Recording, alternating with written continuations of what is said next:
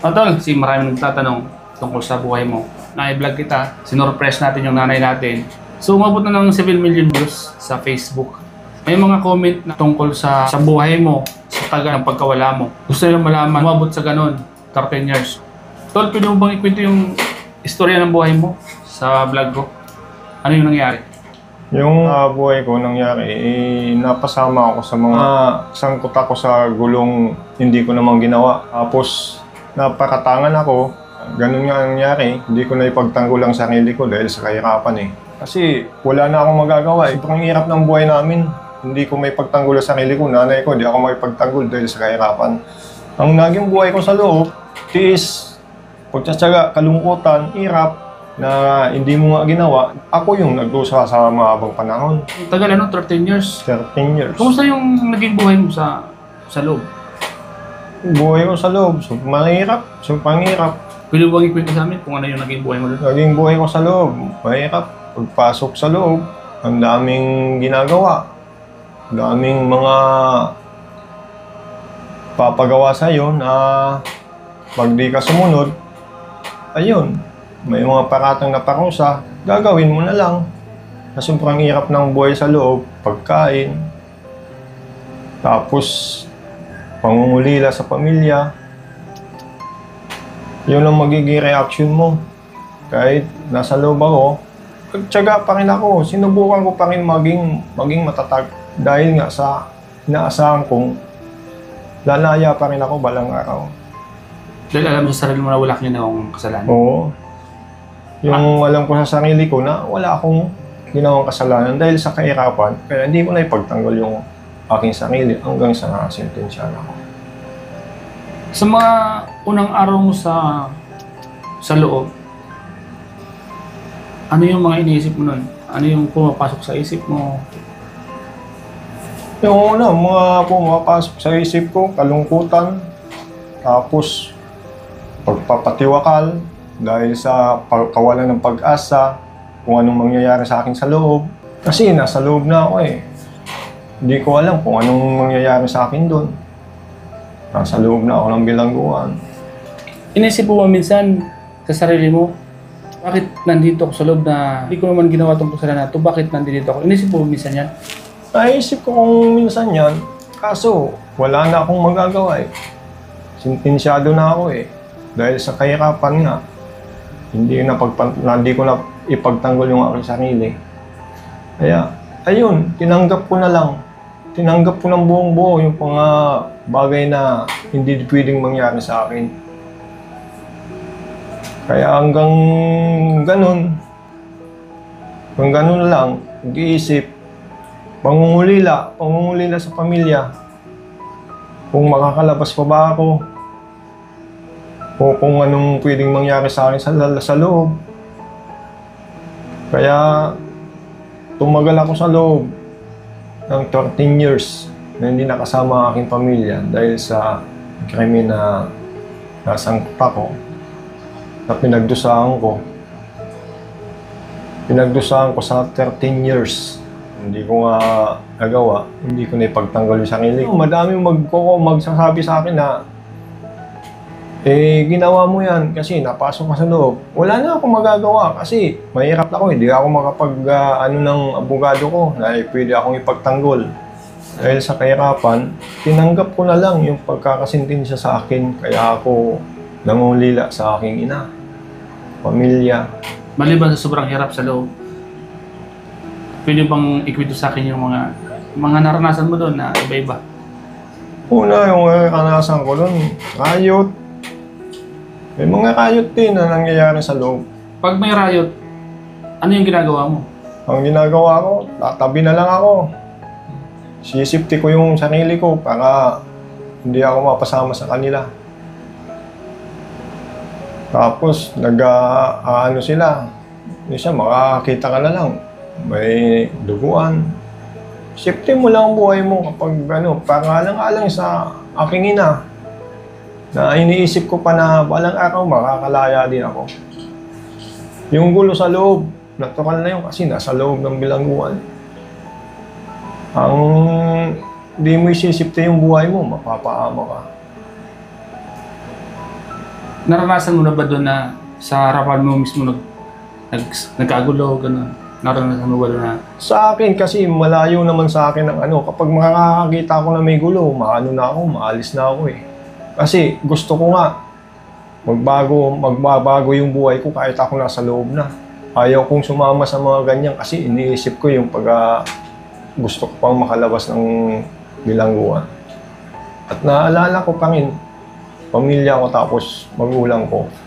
Kahit malayo sila sa akin. Yung pangungulila at pag-iisip ko, kahit anong mangyari sa loob, umiiwas ako para ako makalabas. Kumusta naman yung pagkain sa loob ng 13 years?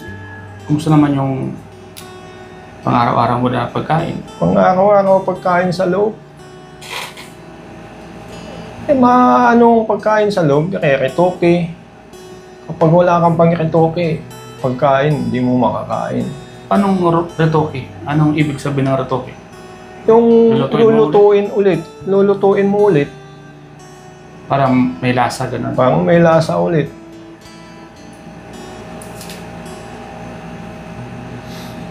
Ano-ano yung mga naging activities mo sa loob? Paano mo nalabanan yung lungkot? Paano mo nalabanan yung hirap? Ano yung hugutan mo ng lakas? Humuhuta ako ng lakas sa aking nanay, sa aking mga kapatid, sa anak ko. Nag-umpisa ako. Ako sa sa Couples of Christ. Sumali ako doon para malibang ako. Kaya ako nakapag-ugutan ng sa Couples of Christ. Sumali ako sa kanila sa activity. Tapos nag-ALS ako. Nag-aral ako ng ALS para malilibang ako kahit pa paano nung nasa loob ako. Makapag-aral ako at least ako, sabi ko, may matutunan ako. May pagtanggol ko sa laya. Walang araw. Tapos mag-ALS. Simula ALS, tapos nag-elementary ako. Elementary. Tapos ako ng elementary. Nag-high school ako. Nakatapos ako ng high school. Tapos, nag-senior high ako. Grade 11. Tapos, lahat pinasok mo pala doon sa loob. Tapos, tuloy-tuloy, naging grade 12. Graduate ako ng grade 12. Sa awa ng Diyos. Hindi ka talaga nawala ng pag-asa, no? Hindi ako nawala ng pag-asa dahil sa pamilya ko. Sa hirap ng buhay, nakatapos ako ng grade 12. Senior high.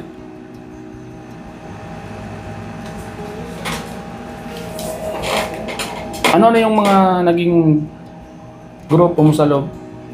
Di ba, pag bilanggo ka, dapat meron kang grupo, meron kang dapat pinapanigan dyan. Dahil pag wala, pwede kang apiin, gano'n. Ano yung naging... Noong una, napasama ako sa Basay City Jail, BCJ. Kasi, yun ang kumupkup sa akin eh. Sa sobrang takot ko, may kumupkup sa akin. Yan, may kumupkup sa akin para lumakas yung loob ko. Pero kahit pa paano, inano ako nila. Tinuring ako nilang kapatid. Sabi ko, mag-aaral ako. Sabi nila sa akin, sige, mag-aaral ka. Pero basta nandito ka sa amin. Hindi nila ako pinabayaan sa loob kahit pa paano. Paano kanila isinali sa grupo nila? Ikaw mismo yung lumapit o sila nag-approach sa'yo? May lumapit sa akin. Sabi sa akin, dito ka sa amin. Hindi ka maano dito. Sobrang takot ko. Ayun, sumali ako sa kanila dahil gusto kong makalabas pa, maprotektahan yung buhay ko sa loob. Mabuti may umano sa akin, umalalay sa akin. Ayun, tapos nga, napasama ako sa kanila. Sabi ko, mag-aaral ako. Sabi nila, sige, mag-aaral ka lang. Hindi ka naman namin pipilitin na umano sa amin. Kung gusto mo magbago ka, mag-aaral ka. Kaya ako nag-aaral ako sa loob. Napasama ako sa mga activities. Yun, sa Couples sa Couples of Christ. Tapos, kada linggo, magsisimba. Dahil nga, gusto kong ano ko yung buhay ko sa loob. Pero sa pag-aaral ko, sa loob, may mga mababait na tumutulong. Kahit papaano, nawawala yung problema ko, yung buryo ko. Hanggang sa nakatapos ako ng pag-aaral doon sa loob, sa perpetual, extension ng perpetual. Sa dalaw ba, sa isang buwan, ilang beses kang madalaw ng mga kapatid mo sa Manila? Kasi wala ako doon eh. Nasa ibang bansa ako. Pambira lang kapag gusto lang ng kapatid ko dumalaw sa akin, yun lang. Kasi hindi ko naman sila mapipilit kasi may mga pamilya na sila. Kumusta naman pagkaroon pag may dumadalaw sa'yo? Masaya. Masaya kapag may dalaw. Kasi nararanasan mo yung magandang buhay na inaan niya sa'yo o kumustahin ka. Tapos kung anong tatanong sa'yo ng kapatid mo, oh, kumusta ka naman dito sa loob? Anong bang ginagawa mo dito sa loob? Pero pag uwi nila, malungkot na naman. Wala na naman yung sigla ng buhay. Kasi uuwi na naman sila. Babalik ka naman sa loob. Papadla ka na naman. Naranasan mo magkasakit sa loob? Naranasan ko magkasakit sa loob. Sobrang hirap magkasakit sa loob. Lalong-lalo na kapag wala ka pambiling gamot. Pambili ng pagkain. Paano yun? Pag wala kang... pag may nararamdaman ka, hindi ka pa pwedeng magsabi dun sa mga kasama mo, sa gwardiya na may sakit ako, hindi ka naman... Pwede naman magsabi. Kung minsan kasi walang maibigay. Kung minsan mayroon. Kung minsan wala. Kasi hindi naman sa sobrang dami ng kasama ko sa loob, hindi naman lahat na aasikaso ka agad. Ilang taon ka napunta sa Bilibid? Napunta ako sa Pilibid, nasa 26 ako. 26 anyos? 26 years pa lang ako nakulong. Ilang taon ka na ngayon? Nakalabas ako, 39 na ako. So, 13 years talaga, ano? 13 years. Grabe, ano? Kumusta naman yung pamilya mo? Yung mga anak mo? Kumusta naman sila nung nasa loob ka? Ayun, nung nasa loob ako, yung anak ko, hindi ko nakakausap. Kasi iniwan ko nga yun, maliit pa eh. 2 years old. Yung panganay, nasa 6 na taon. Mahirap kasi walang komunikasyon. Susulat ako, wala naman respond. Kaya wala akong magawa kasi nasa loob ako. Tiniis ko na lang. Pinagpa sa Diyos ko na lang. Sana balang araw ako, makasama ko sila o may babalikan pa ako. Malungkot. Malungkot ang buhay. Kumusta naman ang relasyon mo sa mga anak mo ngayon? Nakakausap naman sila? Alam na nila na nasa labas ka na? Alam na ng anak ko, nasa labas ako. Nakakausap ko lang ngayon. Kahit pa paano, nakakausap ko sa cellphone. Dati nung nasa kulungan ka, as in wala ka talagang balita sa kanila? Wala akong balita sa kanila. Wala man lang dumalaw sa'yo sa kulungan? Walang komunikasyon, walang dumalaw. Ni isang beses, hindi ka dinalaw nila? Hindi. Talagang totally talaga yung buhay mo sa loob.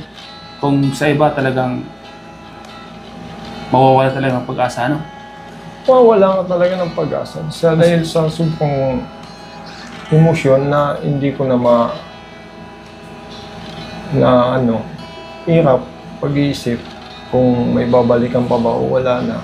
May anak pa ba o kumusta pa sila o ano. Kasi wala nga komunikasyon. Nung pagpasok mo sa loob, kumusta yung relasyon ng asawa mo? Ikaw, sa kayong asawa mo, kumusta yung relasyon niyo? Yung relasyon namin na mag-asawa noong una, bago ako pumasok, maayos naman. Nung pagwalabas mo, as in wala na. Wala na kayong komunikasyon talaga nung nasa loob ka na? Nasa loob na ako.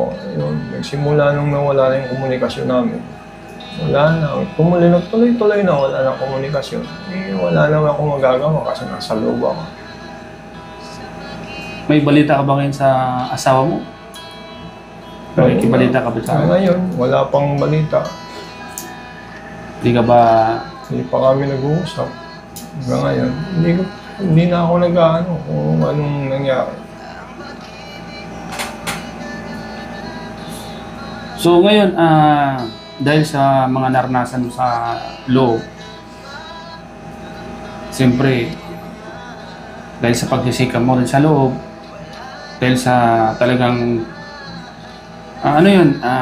talagang nagpakabait ka talaga sa loob, hindi ka gumawa ng kung anong issue, gano'n, hindi ka talaga gumawa ng...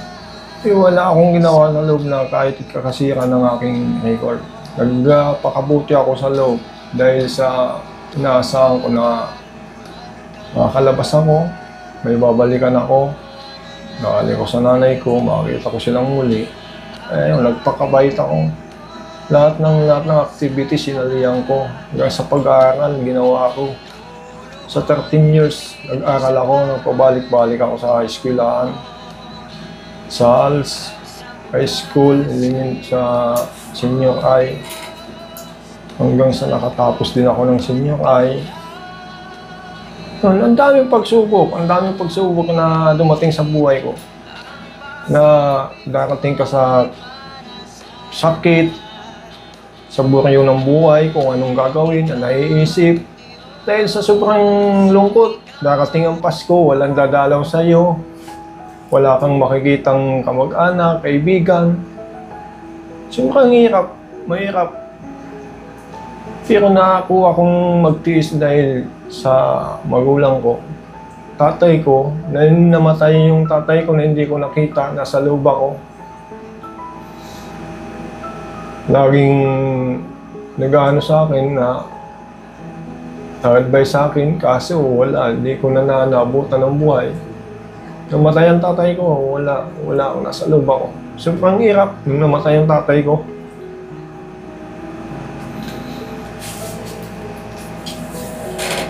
Dumating ba sa puntong minsan nawalan ka ng pag-asa? Nawalan ka ng pag-asa sa buhay? Oo, dumating yung puntong nawalan ako ng pag-asa sa buhay. Aming mga kasama ko, lagi akong binabantayan. Kasi baka daw ako magbigti o magpahulog na dun sa building na aming inanuhan. Kasi ang hirap sa loob ng wala kang dalaw, hindi mo makita yung pamilya mo. Paano nasabi yun? Paano mo nasabi na binabantayan ka nila? Bakit? Nag-attempt ka na ba na tumalon o magpakamatay?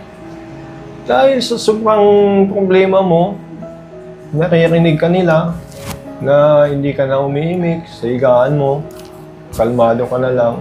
Nahalata naman nila na ganun ang sitwasyon kasi may mga nangyayari ng ganun sa amin dun sa loob eh. Nagpapakamatay, sobrang natutulala dahil sa pag-iisip, hindi na nakakayanan.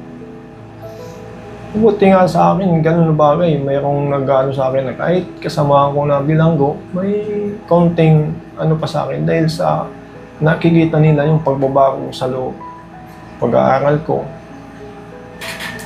na malaki pa daw yung pag-asa kong makalaya dahil sa pag-aaral ko, dahil sa binibigay nilang ano sa loob, mga programa ng Bucor. Kaya nalampasan ko lahat yun.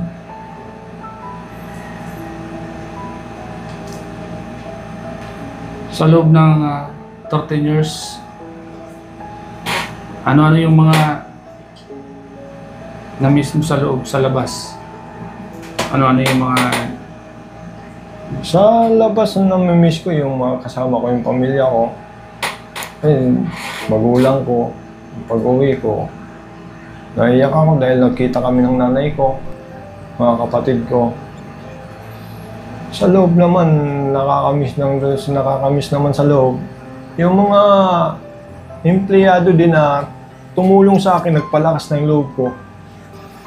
Sa edukasyon, sa loob ng 13 years, sila nagpalakas ng loob ko kahit pa paano nasa loob ako.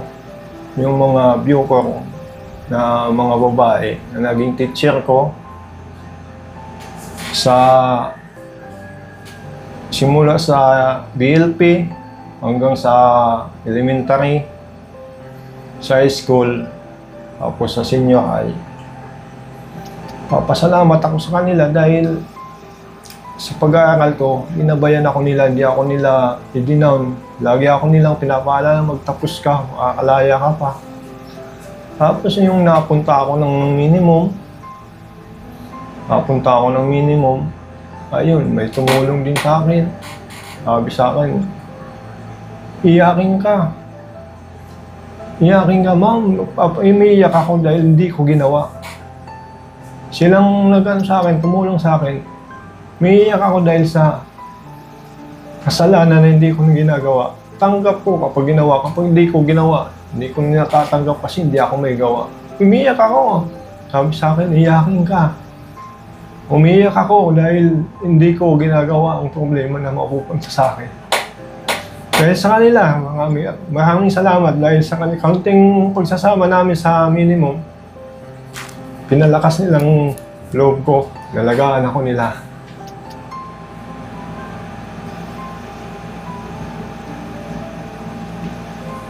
Ano yung isa sa mga hindi mo makakalimutan sa loob na nangyari sa buhay mo?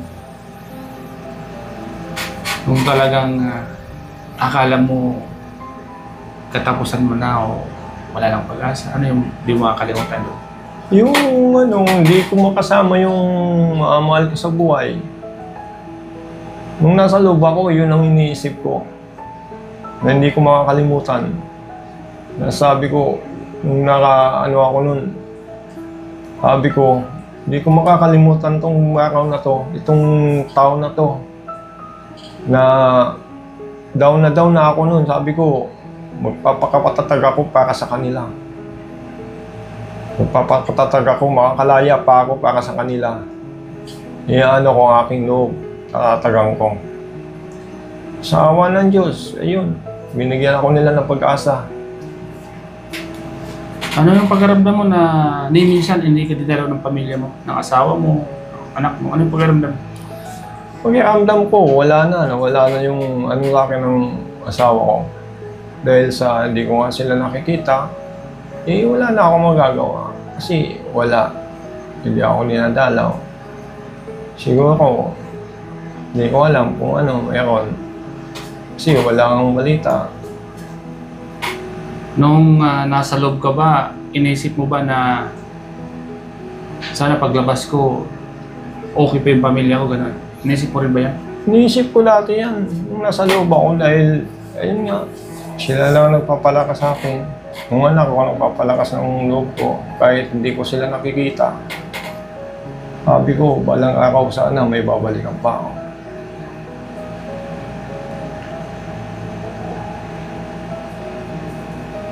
Diba, pagbilang ko may mga tatak yan? Yan, tato mo, anong meaning yan? Ay ano lang yan, nung naburyo lang ako, nagpagtato ako. Oh. Buryong-buryo ako nun. Pero may meaning yan? Yung... wala namang meaning. Wala namang meaning yan. Wala namang ano yan. Kaso nung buryo lang ako, wala lang ako magawa. Gusto ko lang parang nasasaktan yung sarili ko. Oh. Kaya nagpatato ako ng ganyan. Tapos yung sa likod, may meaning? Yung sa likod ko, may meaning yun. Sa sa Batang City Jail na dating kumukup sa akin sa loob. Na gumabay sa akin nung ako'y down na. Ano yan? Sila mismo yung nagtatak sa'yo niyan? Oo, sila lang dati sa loob, may tatakang pa dun. Hanggang nung paglabas ka, Batang City Jail ka talaga? Batang City Jail. Grabe, ano? Hirap ng kwento ng buhay mo pala, no, tol? Sobrang mahirap. Grabe yung dinanas mo sa loob. Munti ka na palang naisip mo na parang magpatiwakal doon sa sobrang Hirap ng buhay. Sobrang kawalan ng pag-asa kasi nasa loob na ng bilangguan. Lahat kayo doon, iniisip wala ng pag-asa.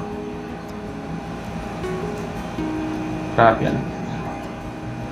Gusto ko bang sabihin sa mga kasamahan mo doon, baka mapapanood nila, mga tumulong sa'yo doon. May gusto ka bang sabihin o magpasalamat sa kanila? Masasabi ko lang sa kanila, magpakatatag lang sila. Tulad ko, nagpakatatag ako, nag-aaral ako. Nag-aaral ako hanggang sa nakatapos ako ng senior high. Sa kanila, mangyayari lang yun. Mangyayari din yun. Magpakatatag lang sila, mga kasama ko doon. Magpakabait kayo, katulad ko. Magpakabait. Ngayon, nandito na ako sa labas. Malaya na ako. Sa education, seksyon ng Biocom. Malaking tulong. Maraming salamat po sa inyo. Na mayroong programang katulad niyan. Hanggang ngayon. Hindi ka nawala ng pag-asa, ano? Lumaban ka sa hamon ng buhay na alam mo sa sarili mo na makakalaya pa. Lumaban ako. Sobrang hirap, pero tiniis ko lahat ng hirap. Dahil sa pag-asang makakalabas ako at makakasama ko muli ang pamilya ko, nanay ko. Anong pakiramdam mo ngayon na nasa labas ka na? Ito, masaya, nag-aalo ang saya at tungkot dahil sa hanggang ngayon, nag-uumpisa sa umpisa, hirap. Dahil lalabas ko pa lang, wala pang masyadong makukuhang trabaho. Bakit normal na tiyaga pa rin para makaraos ang buhay dahil walang-wala, down na down. Paglabas ng bilangguan, walang pangalap buhay. So, yun, ayan mo at sabi ko nga palagi sa'yo, kahit nung nasa ibang bansa ako, lagi kong sinasabi sa'yo na lagi ka lang mag-pray lahat ng bagay na dumating, lahat ng pagsubok na dumating sa'yo. Isa lang naman nakakalam niyan, si Lord. Si Lord kung ano yung mga ginawa natin, siya yung nakakalam. Siguro, si Lord gumawa ng way para makalabas ka dahil alam ni Lord na malinis yung konsensya mo. Marami si Lord ginamit na tao sa loob para gabayan ka. Kaya napakabait nga ni Lord, binigyan ka pa ng pagkakataon na mamuhay ng malaya. Dahil siguro inisip Lord na ikaw ay wala ka namang ginawang kasalanan. Kaya siguro yung mga taong ginamit ni Lord, sila yung naging guide mo doon sa loob. Kaya palagi kang magpasalamat sa mga taong naging instrumento ni Lord na maging malaya ka. Ano? Sa mga kabataan, mayroon ka bang may papayo sa kanila dati? Kasi nakulong ka, bata ka pa, 26 years old ka pa lang. Sa mga nanonood sa atin, sa'yo, mga kabataan, sana magkaroon sila ng advice mula sa'yo na sana Sa akin, advice ko lang sa iwasan nila yung pakikipagkaibigan. iwasan nila yung pagiging sa kaibigan. Dahil ang kaibigan kapag maganda lang ang kaibigan. Tapos kapag napasaubo na kayo sa gulo, wala na yung kaibigan. Kaya advice ko sa mga kabataan, huwag kayong maging mapusok. Pakabait kayo. Hindi kayo matulad sa akin. Ito, nagdusa ng gawa ng kaibigan. Ako yung nagdusa para sa kanila. Ayun, 13 years. Hindi ko nakasama pamilya ko. Nawasak yung pamilya ko. Dahil sa kaibigan, dito ako ngayon. Nawala yung pamilya mo. Uumpisa sa una. Sa umpisa. Ayan mo tol, at Malungkot. hindi pa naman uli ang lahat. Bata ka pa naman. Makakatagpo ka rin ng magiging karamay mo habang buhay. Lahat naman tayo pag may pagbabago, may darating na ginawa. Yun. Basta lagi lang tayong manalig. Mag-pray palagi, huwag makakalimot. Nakakalimot sa Panginoon. So, salamat tol sa paunlak mo sa interview na to. Sana masundan pa ito at kung may mga magtanong dyan, sasagutin natin. Ano? So, sana po mga kalingap, lagi nyo lang tatandaan na minsan may mga nakukulong na inosente. May mga nakukulong na wala namang ginawang kasalanan.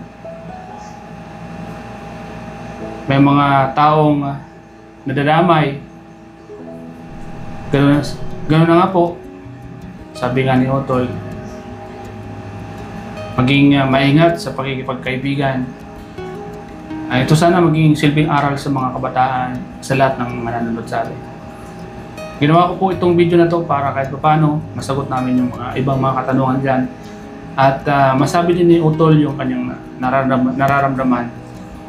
Kung paninigip ng dibdib niya, mapanood din ng pamilya niya yung mga nangyari sa buhay niya. Mga kasalanang hindi naman niya ginawa pero siya yung nagdusa. Ganun pa man, nagdusa siya ng 13 years. Maraming panahon nang nawala sa kanya. Maraming panahon nang nawala. Pero ika nga, di pa ulan lahat. Gagawang Lord para magkaroon ng panibagong buhay. So hanggang dito lang po mga kalingap. Lahat ng viewers, lahat ng nakapanood dito, please share and subscribe para mas marami po kayo panood ng mga vlog namin. Salamat po and God bless.